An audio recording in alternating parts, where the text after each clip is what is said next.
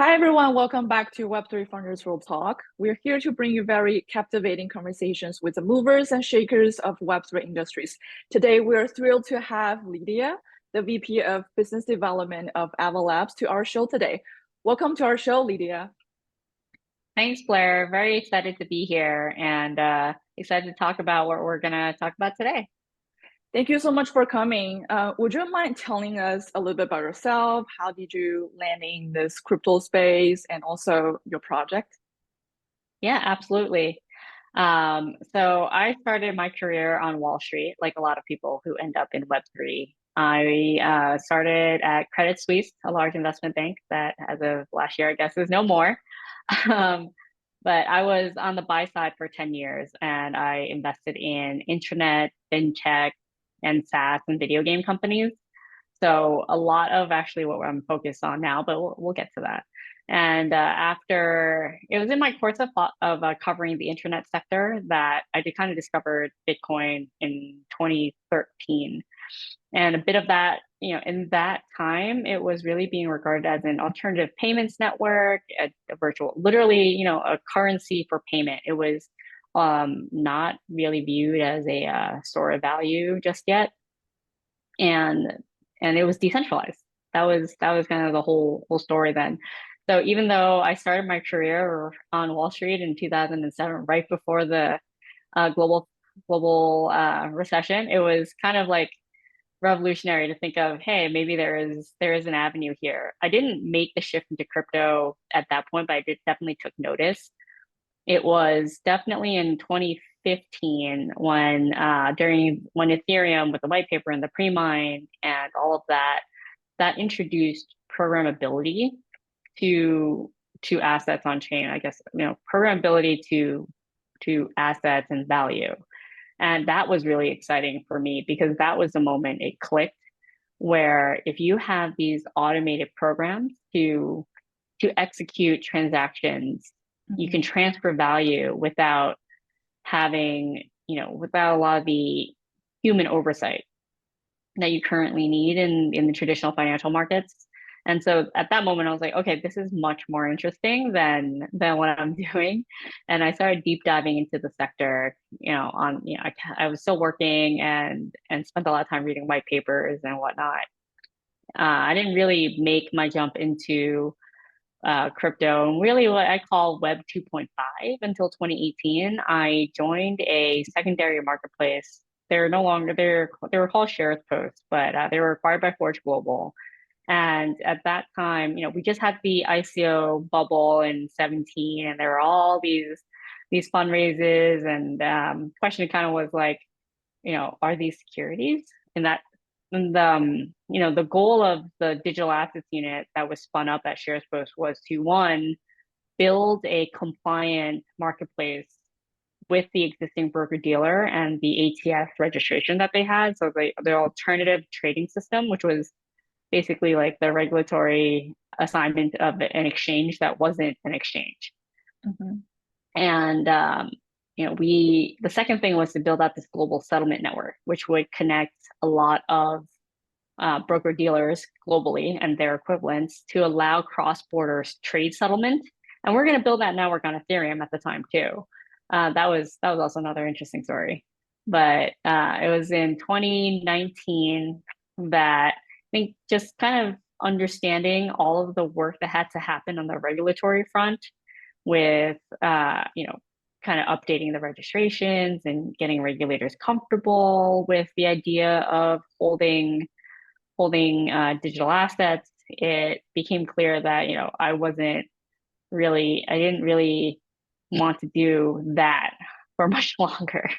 And then the opportunity came to join Ava Labs, and I just jumped right on that. It was much more interesting to me to work on the actual blockchain layer, the layer one. Because as I said, we were trying to build out this like global settlement network on Ethereum, and we kind of identified a lot of obstacles that were coming if with the technology of Ethereum that was available at that point in time. But we can kind of talk through that a little bit. That was a long intro. Wow. I love your story. I must say, especially from the how did you land in this crypto space, and how did you find the concept is actually really promising? And what that's, I mean, I've heard a lot of like stories around, but yeah, I love your version of it. And also, how did you, well, as we all know, like Ava Labs is actually one of pretty well established project, I would say. But I think everyone is so eager to know like some backstage stories around it. So how did you find this, like how did you establish this project? And can you maybe tell us a little about like how did your funding team establish this project in the first place? Like how, like what's the thought process? Yeah, the so I wasn't around in the super early days. I joined in early 2020, and it was still a relatively small team. We were working out of Mhm. this co-working space in Brooklyn, and it was even before COVID. It was a group of us kind of working out of this co-working space Monday through Friday, coming in, leaving, and just working in person. It was actually it's kind of crazy now that we think about, where we are now. Yeah. But I think going back to the thinking, and since I wasn't physically present for, the early on conversations, I can kind of go by what I know now and everything that we've talked about. The mission for Avalanche is to digitize the world's assets.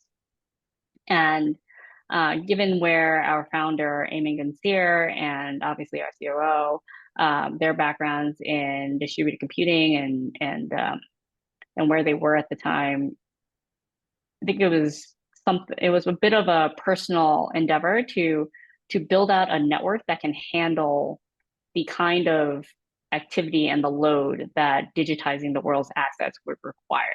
So Mhm. we need something fast, something lower cost, and obviously safer and more secure. So a lot more decentralized, while being fault tolerant. So kind of with the combination of the Avalanche consensus uh, that was being innovated on at the time, then came the idea to like, okay, let's actually build the network that uses Avalanche consensus. And and that was kind of like the impetus of it. And we're still, working to digitize all the world's assets, but we're getting there slowly, one asset at a time. Yeah, and also I can tell the whole layer one space can be really competitive. Well, I would say the whole like Web3 crypto landscape could be really dynamic and fast-paced. So basically, we've been seeing different emerging narratives, trends over weeks, over months. We would like to know how do you like effectively manage and lead all those trends, especially as a pioneer in the space. And have you faced any sort of like challenges, pushbacks, or even like headwinds throughout the journey? It's been, the Avalanche launched in September 2020, and here we are sitting here 3 years later, uh, pretty much almost to the anniversary to the Yeah. launch of mainnet actually. That, Hmm. a lot has happened since then. We've seen a lot of different things. And just outside of Avalanche, there have been a ton of layer ones. Now we had the great shift in Ethereum to from proof of work to proof of stake. And now we have a lot of layer twos. And a lot of new technologies have hit the market. And I think from our perspective, we consistently strive to accomplish our mission, and we consistently try to innovate and deliver tooling and technology on Avalanche that is meant to really make um, tokenizing and writing smart contracts for any and all applications and assets. So as Hmm. far as like all the narratives go, it's tribal, but my sense and a lot of the people here at Ava Labs is the pie is still really small. And I think, it can be very competitive, but let's grow the pie bigger before we start fighting over all the slices. Yeah. And that's kind of the one thing that I keep trying to like push myself personally. It's just, like how many people are there in the world? How many users of the internet are there? And yet, Web3 can kind of feel like an echo chamber sometimes. Yeah, I'm feeling the same. I feel like it's still very nascent, and Yeah. maybe just give it more time. And once we have more technology and also more applications, maybe we will have, even the mainstream adoption. But we're not that time yet. Yeah. Also, can you share some your like current primary focus within Avalanche, Ava Labs? What's your major focus right now? Because you keep saying that your mission is like digitalizing the world assets, and it seems like you want to bring more assets on chain. And yeah, just tell us more about what's the focus right now. Yeah. There are so many different types of assets in the world, and we're not just talking about financial assets Mhm. or what people have labeled like real world assets or Mhm. on-chain assets.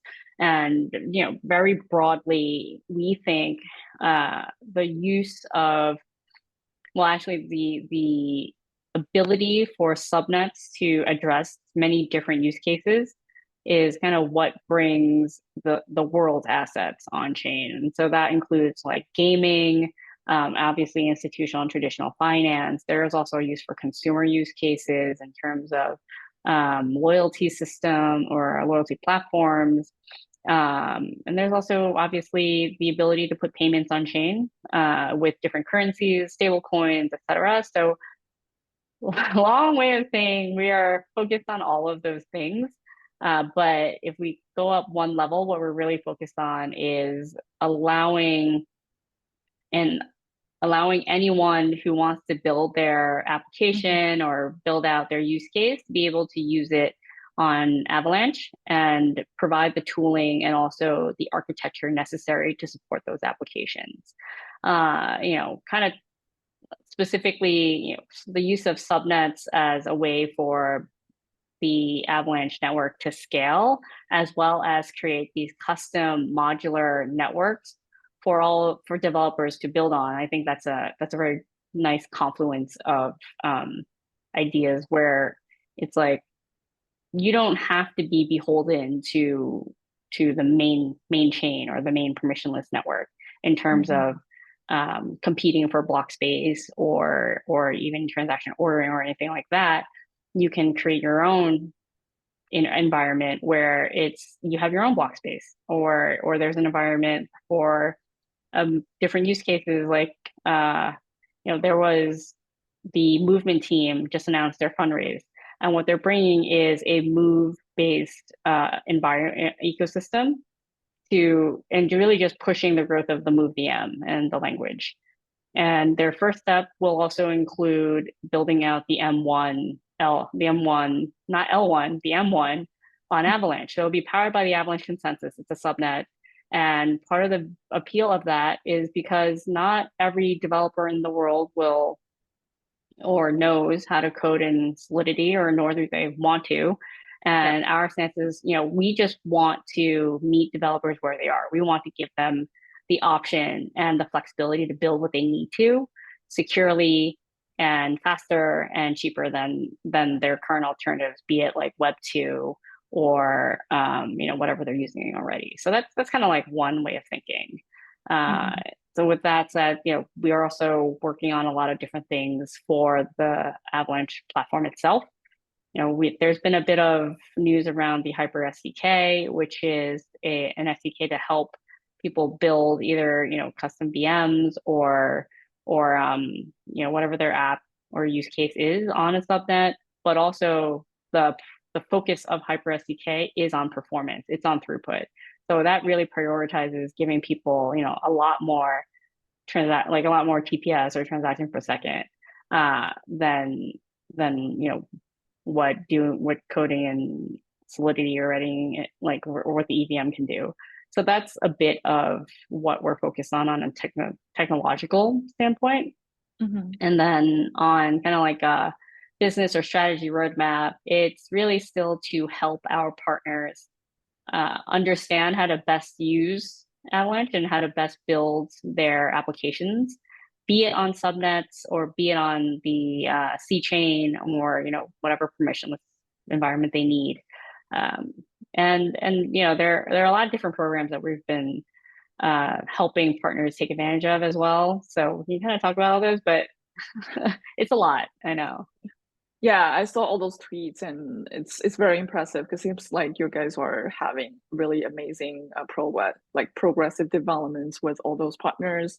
Even like you said, let's just grow the pie first. That's the way we make the pie bigger. And also you talk a lot about the developers, like how we lower the barrier for developers. How can we just like ensure we're gonna have more more comprehensive communities with all those kind of applications. Even developers, they don't have to like really knows about how to code properly. Even the transaction costs could be a lot lower. That's really impressive. Also, I know you guys introduced your like own investment and grants program. Mhm. Is there any sort of preferred sector you guys are currently focusing on? Like, can you elaborate on like projects or sectors that you would personally prefer? Or because we have mentioned that there are a lot of like the merging trains narratives, like reward assets, like even socialify with friend tech hype. Like would any of them would be attractive to your team? Yeah, so the the grants program has always been supportive of innovation generally, and there is no specific like focus for the program. It's really Mm-hmm. open to any developers, any projects who are bringing an interesting use case, building a really cool app, and there are different reasons for why they need funding. Mm-hmm. The investment fund, which is the Blizzard ecosystem fund, its mandate is also to just seed ecosystem growth on Avalanche, while the themes or the types of projects that the fund invests in shifts from time to time. It still also has a very diverse portfolio of companies in different industries as well.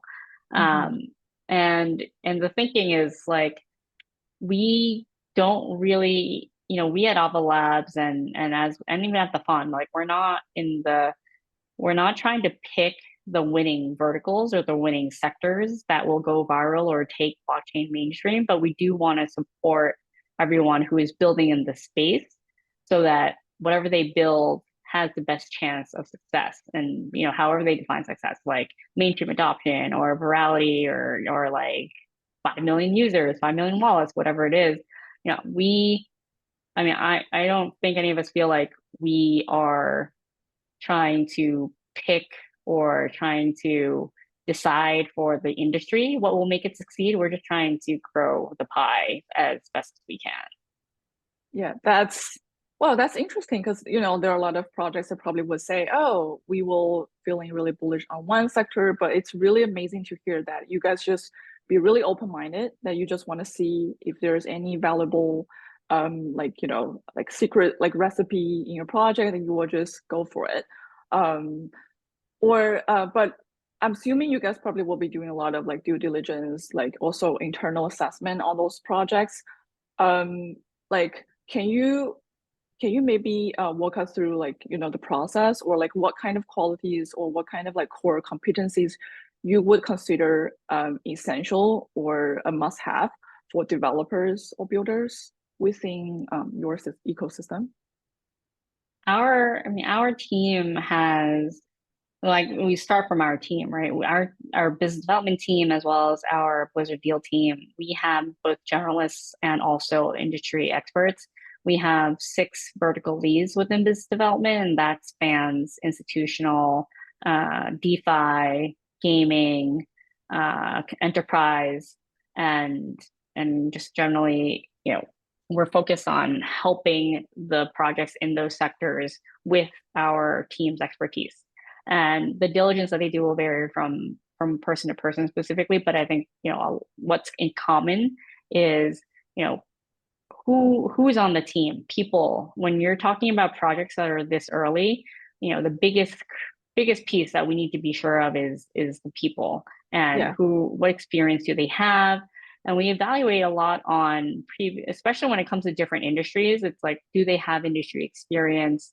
And then we also have, some pieces where we evaluate the soundness of the actual business model or the use case. And like very, very typical financial analysis or investment analysis before we get there. But primarily, we are most focused on deciding whether or not the people are, great builders, they know what they're doing. And then secondly, are they dedicated to growing the ecosystem? Are they aligned in kind of their viewpoint and how they approach Web3? I think that's another critical piece. Yeah. And yeah, I think we can kind of go from there. But as far as industry specific expertise, we do have a very diverse team that can go deep in each vertical that they own, as opposed to having a bunch of generalists, right? But we have generalists too to help us kind of analyze the sectors that where we don't have those experts. Generally, our team is very diverse. Yeah, that's really good to know. And also I'm siding with you on this 100%. I feel like I don't know about other industries, but I feel like for Web3, for crypto space, team readiness would be the key. Sometimes, Yeah. because for all those entrepreneurs, builders, they have to be really selective on trains and what kind of select sectors they would like to work on. And also they get to encounter a lot of distractions along the way. That's what we have been seeing. Yeah, definitely. Well, things we talk about the developers, we talk about your mission. We also would like to know how do you assess or what's your insights on the current growth of the Web3 applications and its broader impact on the development and evolution of decentralized web ecosystem as a whole. What about its future? Because we said it's still nascent, it's very early stage. Or well, I guess my next question would be, what will be the primary catalyst or like driving force for the next cycle? There are two questions, and it could be really tricky to answer. There, it's been kind of journey, right? Especially in this market. Mm-hmm. To answer the second question, I even when I was covering tech, there was no clear, like everyone was focused on trying to pick the next big winner, the next big innovator, or the next big Mm-hmm. disruptor, right? Yeah. Um, but it never came in the form of like a technology. It was always one specific viral app that all of a sudden you had huge user growth. It just like Yeah. exponential growth in a very short term. And Yeah. then you had a market that followed very quickly after. Mm-hmm. So I think that is also what's going to happen in Web3. Like what takes Web3 to the next level and gets real adoption is we need that one, maybe probably won't be just one, but for simplicity's sake, like that one huge app that people love using and maybe they don't even know it's powered by blockchain. Doesn't even matter. Yeah. But yeah, and the user experience obviously has to be relatively easy to use. It may not have like if people love this app so much, they may be willing to go through some obstacles to use it, but not so much that like it stops them in their track from even onboarding. But the point is, I think it takes that one killer app, and where that is, I think they'll if you your answer will change depending on who you're asking, but um, I don't know. I'm really psyched about this new game that's coming, and it's called Off the Grid, built by Gonzilla Games, and they are killing it with like the graphics, the gameplay. They just put out a preview video of some huge gaming personalities who are actually playing. It looks amazing. But I also, I was a gamer and I also invested in video game companies, so I have a bit of a bias and a lean on that direction. Yeah, well, I'm kind of feeling the same as well because I feel like definitely I think there's like one big pillar that we want to maybe tackle would be how can we make the whole Web3 world more like seamless, like more easy to enter, like because normally people, they can just like new beginners could find it really overwhelming because they have to, master wallet, they have to master private key, and also they have to learn how to use every single application, and also even like name it, like therefore all those DeFi protocols, there are tons of applications, and maybe every single DeFi would have very different UI UX. So it's not really, well, it's not really good for people to use like in their daily life, I mean, apparently. But GameFi could be one of the promising sector because, well, definitely there are a lot of Web2 gamers. And if we can just maybe, make the whole, like you said, like make the whole things like more visually appealing, and also with NFT, with other kind of things, it could be, wow, I would say it could be a fun ride for them. Yeah. And Yeah, I think we would so. love to Completely see. agree. Yeah, we would love to Yeah, see. and it's one of the like there are so many possible ways I can go, but being a gamer myself, and there's also something that's happening in the relatively near future. So like I'm very Mhm. excited about that. And also because it's gonna launch on like consoles to begin with. So that's already easier for people to access. Like it's not gonna be in the browser, and you don't need like to create like a wallet with a C phrase to start Yeah, playing. You can just start playing, right? And that's kind of yeah, that's kind of one of the things that you really need, just like easy onboarding to start and to try it. yeah. But And yeah, I was gonna say like, not every project is so has like such an obvious product that they want to bring, and to the point where it's sometimes like blockchain isn't easy for developers to build on either. Like it's especially if let's say you are building a game and there is a whole engine that you need to build around like the graphics, the actual gameplay, and all of the interactions with the gameplay engine, that like blockchain is the last thing you want to worry about and want to think about.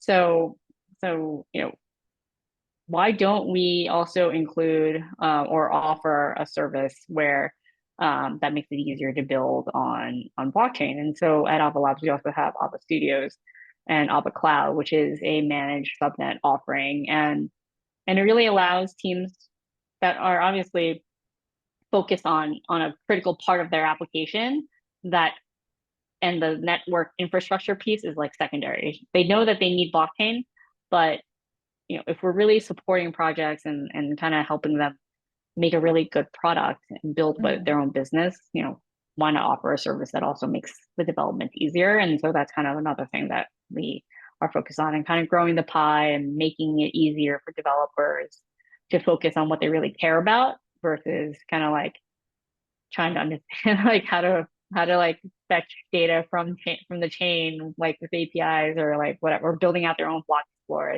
stuff like that. Yeah, like entrepreneurs, they should be like brain free from, technical aspect. They shouldn't be really worried about, oh, what is blockchain technology? How am I gonna deal with it? And it seems like, they're probably it's gonna eat up a lot of their time and efforts on this. But it's good to see that you guys have been, committed to having a much more developer friendly environment for them, and also they get to focus on, oh, maybe we want to think about product market fit, what kind of sector we want to work on, how can we, what's our growth hacking strategy. I feel like that's a really substantial pain point in the industry right now, especially I've been seeing like a lot more developers on board right now. So yeah, that's good to hear. And also I do agree with you around the internet. Like people, they don't have to know about blockchain technology as a user. Mm. Like they don't have to know about it. Like imagine, just ask our parents. They don't really know about internet technology, but you're using internet technology every single day. So I think that's the ideal scenario for Web3. I think. Well, thank you Yeah, like for they sharing. don't need. Yeah, I was gonna say like our parents don't know about like the big Yeah, cables that are like connecting servers underneath in like on the yeah, bottom of the ocean. And then on top of yeah, that, like nobody knows that like Uber and Lyft lives on AWS. Like yeah. people don't need to know these things. They don't need to know that. They just know, oh, it's Yeah. really easy to use, and also it brings like massive convenience to their life. So that's why they keep using it, and they would like to pay for it.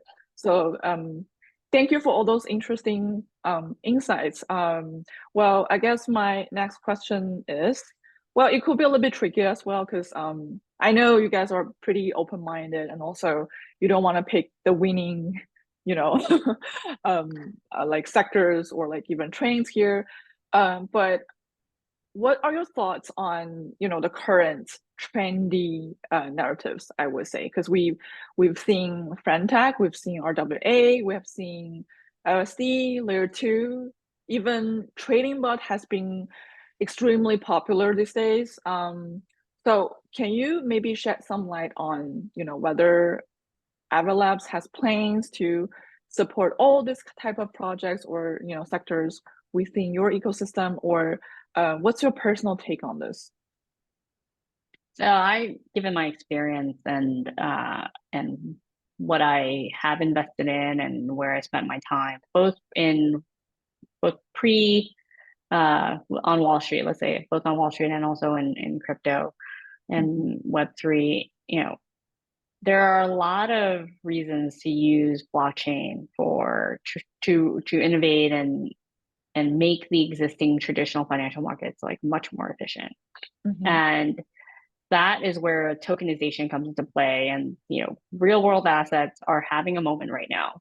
And even though we aren't necessarily like quote unquote picking winners, we do want to be supportive of the verticals that we focus on.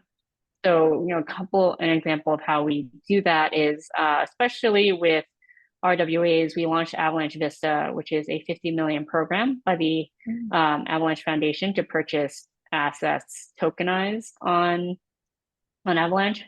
And that was really to help bootstrap the RWA market or RWA flywheel. And we're working with a lot of buy side firms to jumpstart it as well. A couple of different some of the feedback that we've gotten from issuers as well as investors is that once you tokenize something, there isn't necessarily any liquidity for it once it's on chain. So this is, those of us focus on institutional, we're working with buy side to help address that. And rather than focus on the supply side or the asset tokenization side, as a lot of other platforms have in the past, in order to get to that next step, there has to be liquidity, there has to be demand and distribution. So we're focused on that. And there are a couple of other, we've worked with artists as a part of the Avasance program that is more focused on NFTs and bringing digital art into Web3. And that is, that's something that I think the community has been very fond of actually, because it also brings in engagement from existing artists and they are mentors. We have artists in residence, right? So they offer classes to the people who are accepted into the program, and there'll be a couple of cohorts, but the first cohort just ended their series of classes. That's not just grant funding, or that's not just investment. That is actually involving the community, engaging them, and then offering content and education to artists who may not have been aware that Web3 art or NFTs is a thing, and like now they have an idea of like how to create their own collection or portfolio on chain. And there was also a focus on DeFi. There always has been. That was actually one of the first initiatives that the foundation launched back in 2021. It was called Avalanche Rush. And so a couple of different initiatives. On the gaming side, we have Avalanche Arcade, which is really more of a coalition of Web2 and Web3 gaming industry players. So on the Web2 front, one of the first cohort and included Gree, which is a Japanese gaming and content media company, and then also includes the Shrapnel team as well on the Web3 side, and they're also building like a AAA shooter. That's also something we're very excited about, but we didn't get a chance to talk about today. There are a lot of different things that we're working on here to push forward and try to accomplish our mission of digitizing the world's assets as our tagline. So again, we can say that we're picking those 6 sectors as like where we want to spend our time, but we're very supportive generally, and we try to help our community and those who are new to the community really figure out what they want to do. That's really, really amazing, I would say, because rather than just picking winning sectors, you guys are doing a lot of things for those, like communities, developers, like overall. Well, thank you for sharing your valuable insights. Your expertise has been really valuable, and also to all those developers and builders, I can tell. And we're definitely eagerly looking forward to seeing more innovations, more good news from Ava Labs in the future. Thank you, Lydia. No, thanks for having me, Blair. Thanks for the great conversation. Same here. Thank you.